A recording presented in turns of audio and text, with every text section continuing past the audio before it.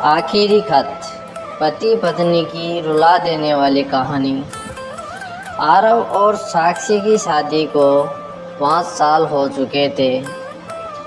बाहर से देखने पर उनकी ज़िंदगी एकदम परफेक्ट लगती थी। अच्छा घर, सलीके की ज़िंदगी और एक प्यारा रिश्ता। मगर अंदर ही अंदर कुछ दरारें बन रही थी जो धीरे धीरे बढ़ती जा रही थी। साक्षी को कई महीनों से लग रहा था कि आरव बदल गया है। न पहले जैसी बातें करता, न अब उसकी आंखों में वही अपनापन दिखाई देता।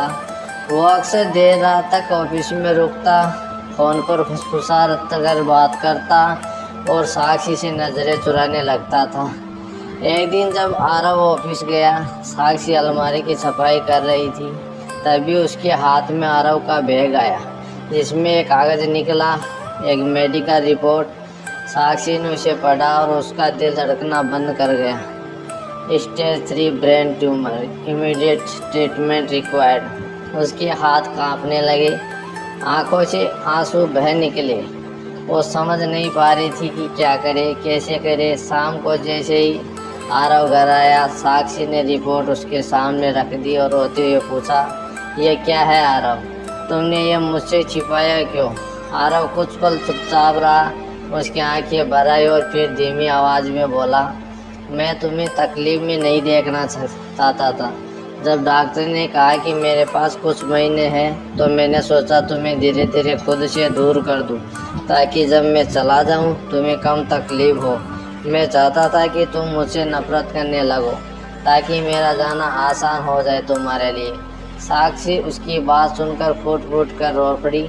पागल हो क्या? प्यार कोई बोझ नहीं होता आरव। साथ निभाने का नाम ही तो शादी है। तुम्हारा दुख मेरी जिम्मेदारी है। तुम मुझसे दूर जाकर नहीं, बल्कि साथ रहकर लड़ोगे ये बीमारी से, और हम जीतेंगे, समझे? उस दिन से साक्षी ने आरव के इलाज की जंग शुरू कर दी। उसने हर डॉक्टर से संपर्क किया, हर अस्पताल के चक्कर काटे।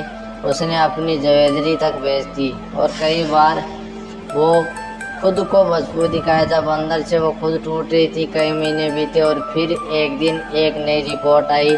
डॉक्टर मुस्कुराते हुए बोले, ट्यूमर स्क्रीनिंग, हालत में सुधार है।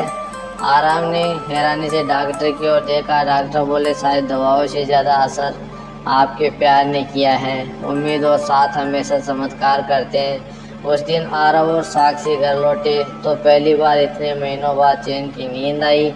अगली सुबह साक्षी को एक पुरानी डायरी मिली जो आरव ने छिपा कर रखी थी। उसमें एक आखिरी पन्ना था और उसमें लिखा था, अगर मैं बच गया तो हर रोज़ उसे बताऊंगा कि वो मेरी ताकत थी, कमज़ोरी नहीं। और अगर नहीं बचा तो ये आखिरी खत उसे मेरी मोहब्बत की आखिरी निशानी के तौर पर मिलेगा। पार्क की एक बेंच पर आरव साक्षी की गोद में सिर रखे लेटा है। हल्की धूप, शांति और दोनों के चेहरे पर मुस्कान है। आरव धीरे स्वर में कहता है, अब मैं आज सुबह तुम्हारी आंखों में जीना चाहता हूँ।